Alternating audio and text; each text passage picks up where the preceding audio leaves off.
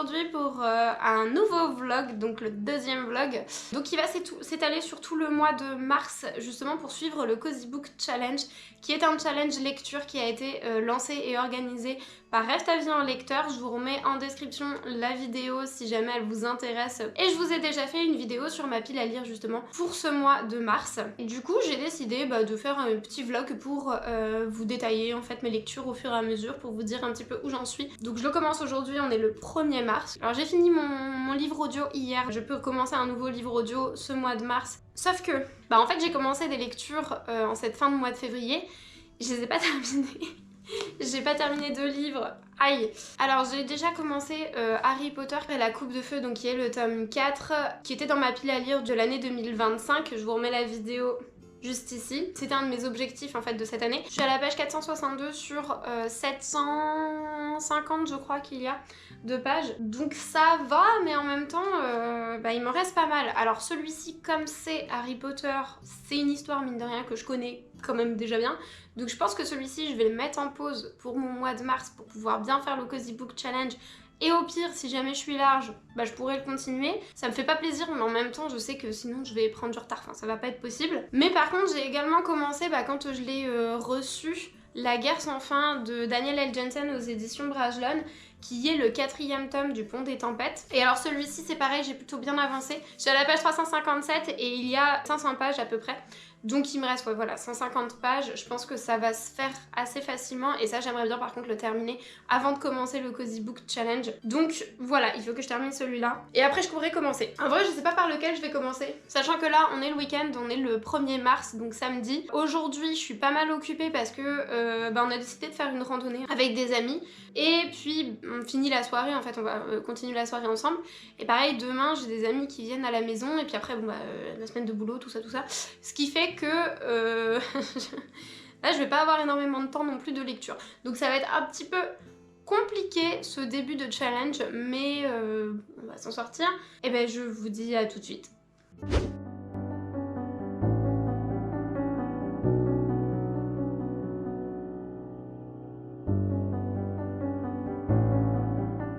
Donc là ce soir on a prévu avec des amis d'aller faire, c'est un mélange entre un laser game, de l'airsoft et de la réalité virtuelle en fait. Donc je sais pas trop parce qu'il en a déjà fait mon compagnon, mais moi j'en ai jamais fait, donc je sais pas exactement en quoi ça consiste. Donc voilà, on va voir ça. Je sais pas si jamais je pourrais filmer des petits passages, si c'est intéressant ou pas. Ça se trouve pas du tout, si j'aime ça en VR et qu'on a juste un casque sur la gueule, c'est peut-être pas du tout intéressant. Mais voilà.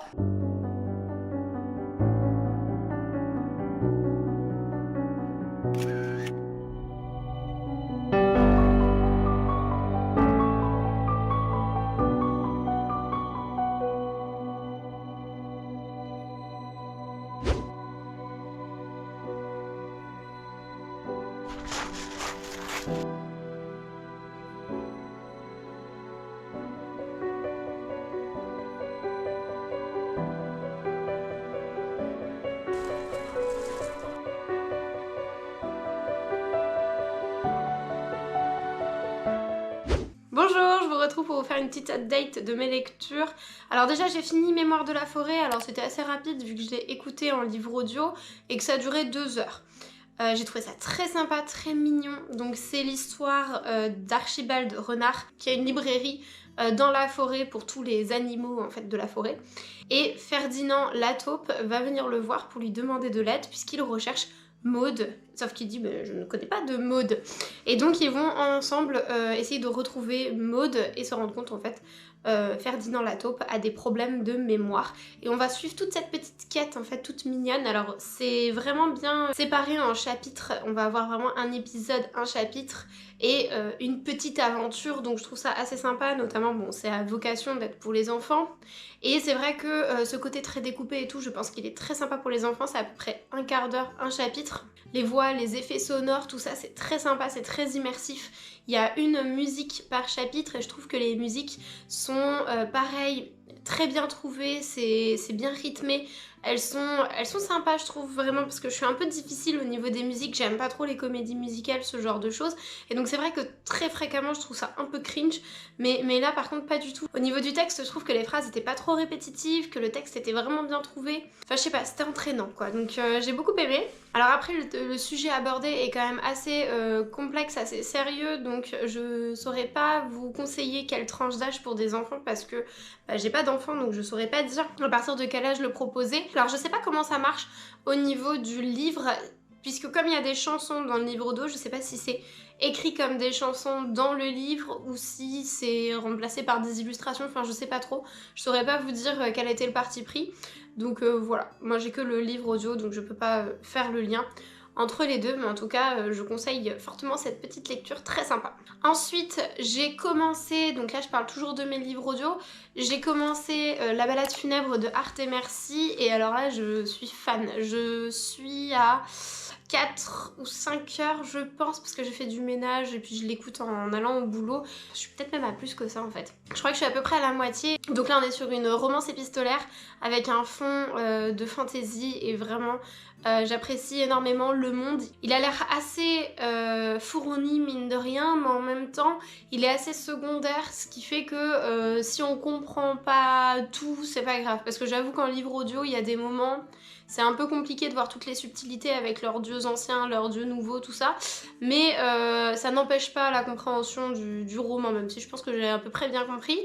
Mais voilà, c'est très sympa, c'est très frais, très agréable. Les personnages sont chouettes aussi. Ah, ils dégagent quelque chose de très sympathique. Enfin, je le mettrais aussi dans le style de cozy fantasy parce que je trouve qu'il a un peu un côté doudou ce roman. Et voilà, j'aime beaucoup. Ensuite, j'ai continué Campus Driver, donc le tome 5. J'en suis... Je pense que je suis un tiers à peu près. Hop, je suis à la page 160, sur 500 il me semble. Et alors j'aime bien la tournure que ça prend. On est quand même sur un sujet plus léger que dans le tome 4, ça c'est sûr. Mais dans ce tome, on y suit Luke, qui est surnommé Lucky Luke, puisqu'il a beaucoup de chance. Et en fait, à la fin du tome 4, sa chance elle tourne et il devient vraiment poissard. Mais alors vraiment poissard de chez poissard, hein. C'est-à-dire qu'il lui arrive toutes les pires choses, vraiment de la maladresse, tout ça, et donc ça commence à l'handicaper puisque il est joueur de baseball et la superstition prend une place vraiment très importante dans son équipe de baseball et il commence à ne plus trop lui faire confiance. Donc lui, il est désespéré et il aimerait bien trouver un moyen de renverser sa chance et donc pour ça il va faire appel à Tori. Tori qui est la sorcière des temps modernes on va dire, puisque elle aime énormément l'ésotérie, elle a une boutique où elle va vendre des petits bracelets, où elle va vendre des pierres, où elle va vendre ce genre de choses, des petites potions, etc. Et elle commence à avoir une réputation vraiment de chanceuse, c'est-à-dire que toutes les personnes avec qui elle est sortie ont énormément de chance et notamment tous les sportifs avec lesquels elle est sortie ont énormément de réussite dans leur sport. Et donc une personne de l'équipe de Luke va lui dire de se rapprocher de Tori pour pouvoir profiter de sa chance. Sauf qu'elle est en couple à ce moment-là, mais lui, il n'est pas du tout dans cette intention-là. Il veut juste aller la voir pour lui demander des conseils, pour lui demander des petits gris-gris, enfin ce genre de choses, même s'il est très sceptique. Et donc il va aller la voir, il va lui demander tout ça, elle va l'aider, et en fait... Luke va découvrir que le petit ami de Tori se fout complètement d'elle et en fait il veut juste sa chance. Donc il va lui dire cette histoire de petit ami qui ment en fait et qui sort avec elle pour profiter d'elle, pour profiter de sa chance. Je trouve que ça ajoute une nouvelle dimension au roman et ça j'aime beaucoup, j'avoue. Voilà, je l'avais pas vu venir et je trouve ça très intéressant. Et donc voilà, pour l'instant je trouve ça vraiment très mignon, très sympa, très cute quoi. On est toujours dans la même lignée en fait que les autres Campus Driver. Le thème abordé est quand même un petit peu moins sérieux que dans le tome 4. Le tome 4, je dirais que c'est celui qui a le plus de thèmes complexes, de thèmes sérieux, de traumatisme hein, et ce genre de choses. Donc voilà, là on est vraiment sur un petit roman doudou quoi. Et j'ai également commencé L'étrange cas du Dr Jekyll et de Mr Hyde. Alors bon, il y a plusieurs romans dedans puisqu'il y a L'étrange cas du Dr Jekyll et de Mr Hyde et après il y a aussi les contes du côté obscur dedans. Donc c'est pas tout ça. Donc il y a 108 pages pour L'étrange cas du Dr Jekyll et de Mr Hyde, donc en fait il me reste que ça à lire. J'en suis à peu près à la moitié quoi, même un peu plus de la moitié.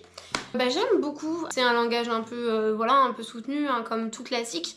Mais je trouve qu'il est vraiment facile à lire, il se lit vraiment bien. Et alors je l'ai commencé il y a 2 jours et là j'étais vraiment fatiguée donc j'ai eu énormément de mal à poursuivre ma lecture. Enfin, je suis passée assez rapidement sur Campus Driver parce que vraiment j'étais naze. Et hier par contre j'avais un peu plus d'énergie et il s'est lu vraiment très facilement. J'ai enchaîné quand même pas mal de petits chapitres et j'avais pas envie de le lâcher en fait. Hein. Vraiment il est vraiment bien. Par contre à un moment j'étais encore fatiguée donc j'ai dû le laisser de côté vers la fin.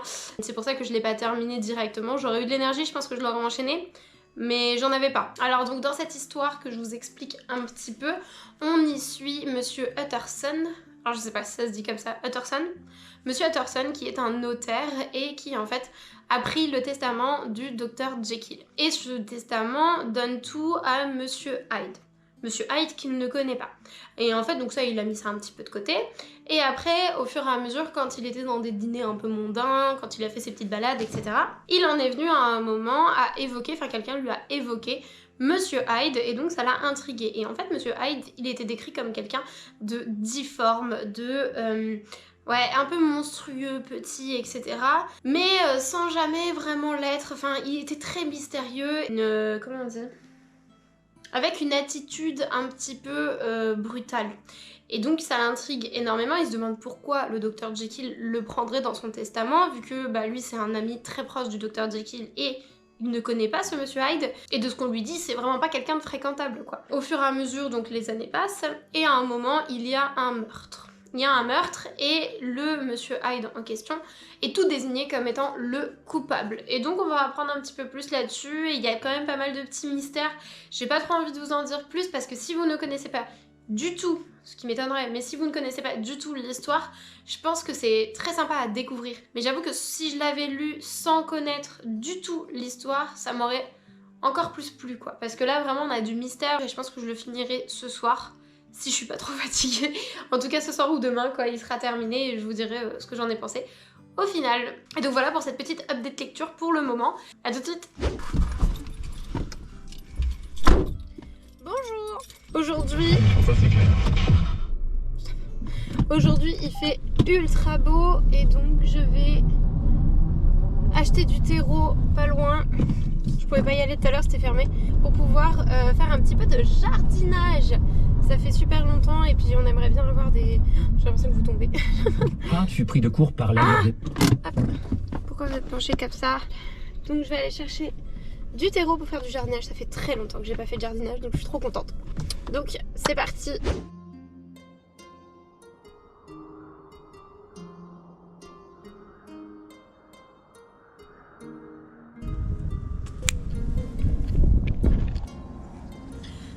Voilà qui est bien mieux, maintenant je suis habillée comme Kim Possible. On attache les cheveux également. Et donc maintenant que je suis prête, je vais pouvoir aller chercher tout le matériel pour pouvoir jardiner.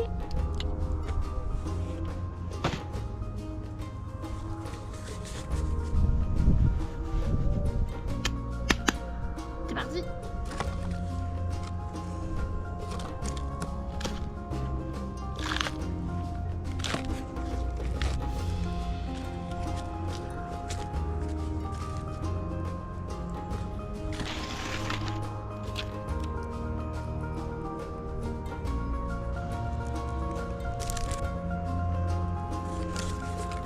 Euh, 3, 5, 10, 10. J'arrive. Tac.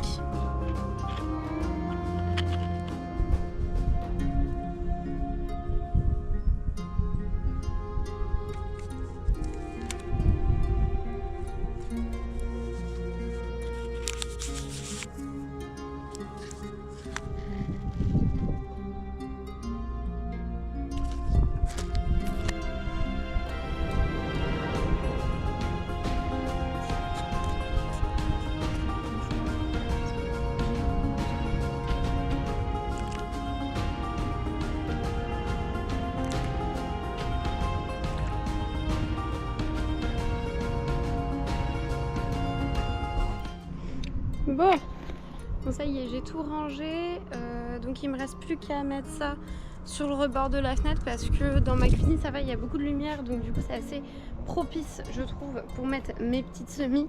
Ça va faire un peu un effet serre. Par contre, je vais vous montrer. Voilà, donc c'est l'endroit dont je vous parlais où je vais pouvoir mettre mes petites semis là. Sauf que bah, comme vous le voyez, j'ai des plantes. Alors, Ma Monstera elle va pas bouger parce que voilà, elle est là, elle prend énormément de place et je sais pas où je pourrais la mettre autrement. Par contre, là les 3 petites, il faut que je les mette ailleurs. Après, en soi, je pourrais peut-être en mettre une là déjà. Ok, donc une de casée. Je pense que je vais les mettre là. Il y a un Velux en fait qui donne de la lumière directement après toute la journée, donc on testera et puis on verra bien. Parce qu'après, dès que j'aurai le bureau, le fameux, là ça sera bon, que je vous montre à la rigueur. Hop. Donc là actuellement le bureau il ressemble à ça.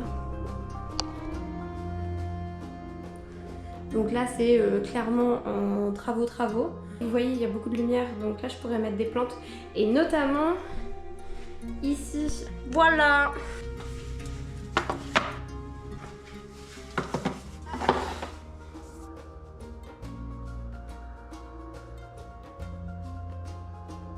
C'est ça que j'ai oublié de faire, il faut que je fasse aussi des boutures. Putain, on n'en finit jamais. Je vais faire des boutures, bah en fait des plantes là que je viens de déplacer, j'ai leur maman, je suis à côté de leur maman. Maman qui a fait énormément de bébés et qui en fait, voilà, hein, c'est-à-dire que Abby marche dessus. Faut encore que je passe la spie parce que j'ai mis de la terre partout. Elle a beaucoup poussé, donc je vais faire des petites boutures d'elle. Parce que je l'aime beaucoup, j'aime bien en fait les plantes tombantes comme ça.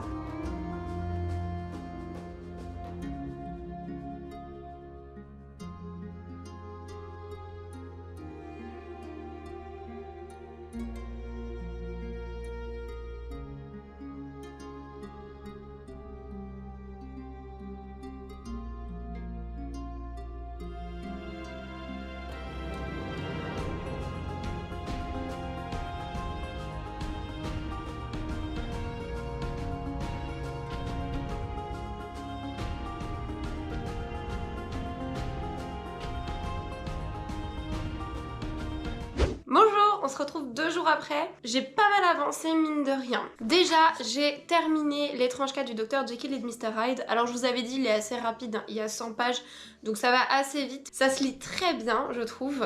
Pour un classique, je trouve que c'est une bonne entrée parce qu'il est pas trop long, il est pas trop compliqué à comprendre, il reste dans les codes du classique, c'est-à-dire que... Ah, comment dire? Je vais essayer de le dire avec le plus de tact possible, mais je trouve que dans les classiques, très souvent ils vont nous décrire énormément une situation, un personnage, etc. Mais on va pas avoir énormément... de vraies scènes d'action, de vraies péripéties comme on peut en avoir de nos jours dans des bouquins. C'est vrai que de nos jours j'ai l'impression que, un peu comme dans les films en fait, les vieux films, je sais pas si vous remarquez, mais il y a de longues scènes où le personnage doit vraiment se mettre en place, on est beaucoup sur l'ambiance et tout ça, et pourtant ils sont pas très longs les films, alors que maintenant c'est beaucoup plus des scènes très coupées, c'est très haché, on va aussi avoir plein de plans différents pour pouvoir dynamiser tout ça.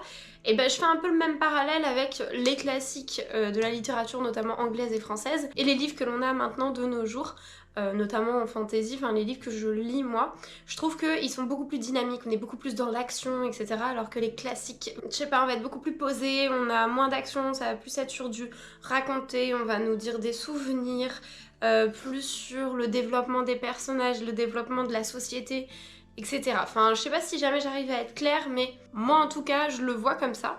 Et donc ce livre-là reste un classique parce que je trouve que c'est un petit peu la situation que je viens de vous décrire, même s'il y a quand même de l'action dedans. Je trouve justement que c'est une bonne porte pour commencer des classiques parce qu'il est pas trop compliqué à comprendre, le langage est pas non plus ultra soutenu, il se lit très bien, il est pas très long.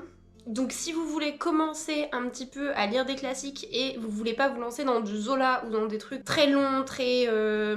j'allais dire barbant, c'est pas très sympa de dire ça. Non, pas barbant. Dans des trucs très longs où vous savez que ça va être écrit avec un langage très soutenu. Quand vous avez pas l'habitude, c'est vrai que c'est rude quoi au début. Et donc ça, je trouve que ça s'y prête plutôt bien. D'ailleurs, petit aparté, au mois de février, j'ai déjà lu Le portrait de Dorian Gray d'Oscar Wilde. Là, ce mois-ci, donc j'ai lu L'étrange cas de Dr Jekyll et de Mr Hyde. Et je me dis... Alors j'ai pas fait pour janvier, dommage, mais je me dis que ça peut être sympa peut-être de se dire un mois un classique. Et comme ça je vous donne mon avis à chaque fois sur un classique de la littérature française, anglaise. Alors moi je vais considérer classique quelque chose qui a traversé le temps et qui est assez vieux. Alors quand je dis assez vieux, c'est-à-dire que moi je pense par exemple que Blade Runner, que je veux lire, Je le considère comme étant un classique, même s'il est pas très vieux. Alors je sais pas de quand il est, je vais regarder. Mais pour moi, ça fait partie des classiques justement comme ça. Ça peut être quand même de la dystopie ou alors de la science-fiction, mais une œuvre en fait qui a traversé le temps, dont on parle encore maintenant, alors qu'elle a été quand même écrite il y a un certain temps. Alors est-ce que j'étais née? Ah oui, c'est parce qu'il s'appelle, pas Blade Runner en fait, il s'appelle Les androïdes rêvent-ils de moutons électriques. 1968. Bon, bah, ça va. Donc voilà, Blade Runner par exemple, donc pourquoi les... non, je sais plus le nom, enfin bref, je le considère comme un classique. Et donc dites-moi si ça vous intéresse. Mais je pense, voilà, faire ça. Alors des fois, ça sera des classiques beaucoup plus vieux, des fois des classiques plus récents, des fois du français, des fois de l'anglais ou de l'américain. Enfin voilà, je pense que ça peut être pas mal, et notamment justement, comme je vous disais, s'habituer à ce langage soutenu pour pouvoir au fur et à mesure, en fait, en lire plus et les lire plus facilement. Voilà, parce que ça m'intéresse pour ma culture générale. Pour l'instant, je suis pas quelqu'un de vraiment très calé sur les classiques et j'aimerais bien l'être beaucoup plus, et justement celui-ci je trouvais très adapté. Si vous ne connaissez pas du tout l'histoire du Dr Jekyll de Mr Hyde, que vraiment vous n'en avez jamais entendu parler, je vous conseille vraiment de le lire parce que je pense que si on y va vraiment avec un esprit naïf sur toute l'histoire, ça doit être incroyable à lire. Ensuite, j'ai pas chômé parce que j'ai également fini le tome 5 de Campus Driver. Alors je vous redis pas l'histoire, mais en tout cas on est sur une trope fake dating. Et en vrai j'aime bien, moi j'aime bien cette trope, elle est assez mignonne. Et puis alors là c'est vraiment très mignon, le développement des personnages, le développement de la romance, je trouve qu'il est bien amené, c'est vraiment mignon. Et alors celui-là, c'est celui où je me suis le plus tapé des barres. Enfin vraiment je rigolais toute seule dans mon lit, je pense que mon mec il devait se dire qu'est-ce qui se passe là-haut. Il lui arrive quoi? Parce que vraiment mais je rigolais, notamment les parties de baseball où elle est pas du tout sensible à ce sport. Il y a des scènes vraiment trop drôles. Et autrement, bah, l'histoire, je l'ai trouvée très mignonne. Les personnages, ils ont des caracters, des personnalités qui sont bien marquées, notamment la femme. J'ai adoré. Il y a juste, encore une fois, je suis un peu chiante, hein, mais la crise des 80%... comment dire? En fait, elle m'a un peu surprise parce que je me doutais un petit peu de ce qui allait se passer, elle l'amène quand même assez bien, mais en même temps, connaissant la construction du personnage, comment on nous l'a décrit du début à la fin, ah je me suis dit mais ça lui ressemble pas. J'ai l'impression que c'était très artificiel, que c'était là vraiment pour créer une crise, parce qu'il faut une crise, et ça m'a un petit peu... Par contre la résolution par rapport au tome 4, je l'ai trouvée mieux. J'ai beaucoup plus apprécié comment elle a fait pour qu'ils se réconcilient, plutôt que dans le tome 4. Dans le tome 4, j'ai bien cru à la crise, à ce qui entraîne justement cette crise, mais la résolution m'avait pas convaincue. Et là, c'est le contraire, je ne comprends pas d'où sort la crise par rapport au développement des personnages. Enfin, je trouve que ça ressemble pas aux personnages. Et par contre, la résolution, je la trouve vraiment mignonne et j'ai bien aimé. Par contre, les gars, l'hormone là, ils sont chauds. Ils sont chauds, hein. Faut les calmer, hein. Autant dans le tome 4, il y avait vraiment... très peu de smut, il y avait une scène il me semble, mais autrement ça restait mignon, un peu naïf du début à la fin. Là par contre il y a plus, voilà. En tout cas il y a plus de smut. Il y aura bien un tome 6 avec les chauffeurs de Miami, et notamment un nouveau chauffeur, donc on le connaît pas encore, il est pas dans les tomes précédents, et là on va être sur une trope bad boy. Ça va être un vrai bad boy. Et j'avoue j'ai hâte parce qu'on n'a pas encore eu de bad boy dans cette saga. Et donc ça m'intrigue, surtout voiture, bad boy, je me dis bon ça va plutôt bien ensemble. Et ensuite j'ai pas mal continué sur la balade de Arte Merci. Je suis à 9h30 d'écoute et il me reste 4h30 d'écoute sur Next Story. Pour l'instant j'aime beaucoup la romance, je la trouve vraiment très mignonne. Alors dans un sens ça va pas trop vite, enfin je veux dire il y a une bonne partie où on attendait tout, etc. Par contre là c'est rapide là, c'est-à-dire que en pas longtemps là on est passé de ah je te fais mon premier petit bisou à oh là là je t'aime à la folie, rentrons chez nous, on habite ensemble et tout ça, enfin presque ça. Je trouve que c'est peut-être un petit peu rapide. Enfin moi j'ai l'habitude d'être quand même sur des personnes qui ont plus de mal à avouer leurs sentiments, qui sont un peu plus frileux en termes d'amour, qui ont un peu plus peur d'être rejetés, etc. C'est vrai que là je me suis dit waouh. Après bon ils peuvent avoir un cœur d'artichaut, hein, je dis pas, ça peut être très rapide, mais là c'est rapide quoi. Je préfère vous prévenir, c'est rapide. Là en 2 heures il y a eu au moins 3 scènes de smut, là ça y est ils sont chauds aussi, hein. Ça se voit qu'ils étaient un peu frustrés, il fallait qu'ils libèrent un petit peu de l'énergie comme ça. Voilà, j'étais pas prête hein.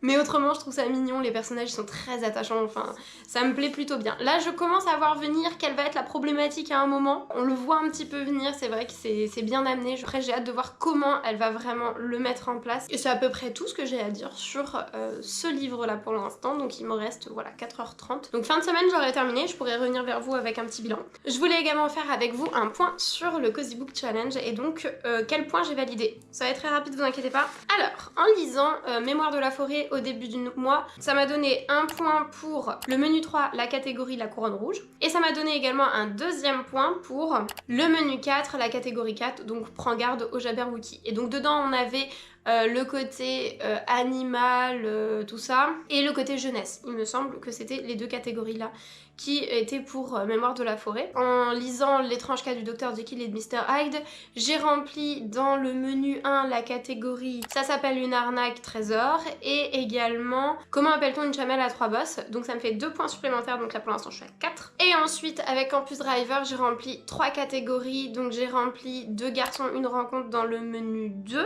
J'ai rempli Choses sérieuses également dans le menu 4 parce que acceptation de soi, je trouve que ça rentre plutôt bien dedans au final, puisque Tori, c'est donc une sorcière des temps modernes. Elle étudie et elle utilise beaucoup tout ce qui est c'est ça? Attends. L'ésotérie? Ésotérie? Les cailloux, pardon, pour ceux qui aiment bien, mais les cailloux quoi. Et puis elle s'en fiche complètement de ce que les gens pensent d'elle. Je trouve que dans ce livre on parle quand même pas mal d'acceptation de soi parce qu'elle en a rien à faire du regard des autres. Et lui ça le dérange énormément parce que comme il a perdu sa chance, là où lui ça le dérange pas tant que ça en fait d'avoir perdu sa chance, il y croit pas tellement à tout ça. Mais c'est plus l'impression que les autres vont lui donner qui le dérange. C'est pour ça que je trouve que dans l'acceptation de soi ça passe totalement. Et ensuite, j'ai également donc rempli avec Campus Driver la catégorie Try Everything du menu 1. Donc ce qui fait que 2 pour Dr Jekyll et Mr Hyde, 2 pour Mémoire de la forêt et 3 pour Campus Driver. Ça fait que pour l'instant, je suis à 7 points. Plutôt pas mal. Et à la fin de semaine, quand j'aurai rempli donc la balade funèbre de Arte Merci, j'aurai donc celui qui est sur... comment on appelle ça? La Cozy Fantasy, et donc c'est dans le menu 4, la catégorie 1, c'est l'heure du thé. Et également une autre catégorie qui était... Je l'avais mis que dans cette catégorie-là, mais en même temps, il rentre vraiment bien dans Rituel Obscur aussi, puisque c'était une catégorie où il fallait parler de la mort. Et en fait, la mort est très présente, puisque elle veut vraiment devenir croque-mort, elle aime vraiment ce travail, parce qu'elle y voit une vraie aide pour les familles à faire leur deuil. Donc voilà, on a une omniprésence quand même de la mort, du deuil, tout ça dedans. Et donc je trouve qu'il rentre vraiment dans cette catégorie. Donc ça pourrait me permettre de remplir encore 2 points supplémentaires, d'être à 9, ce qui serait pas mal. A tout de suite. Donne-moi la patte. Merci. Donne-moi l'autre patte. Merci. Couchy. Tu veux le dos? Oui.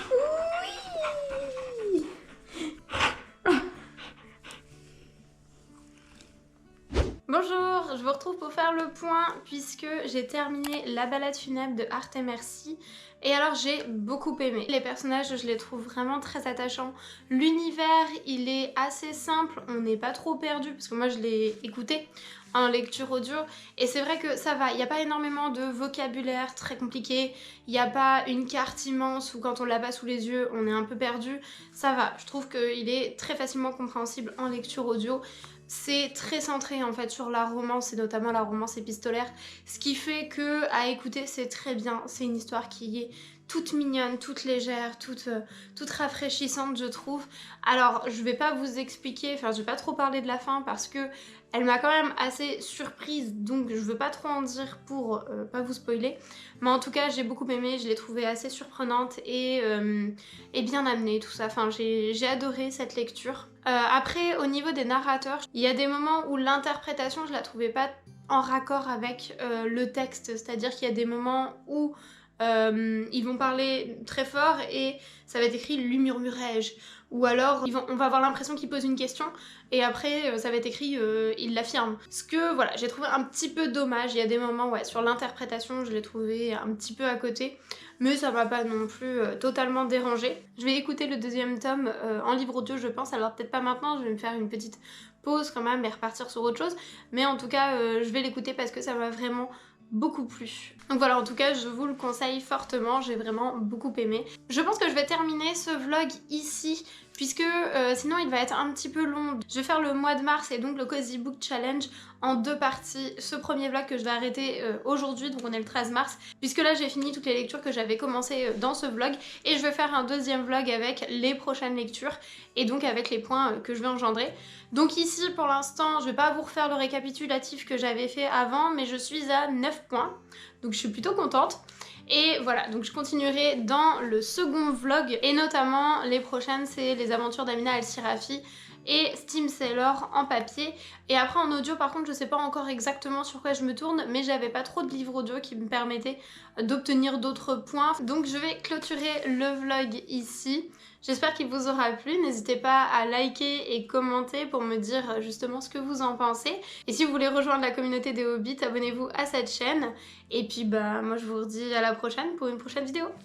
Ciao les Hobbits!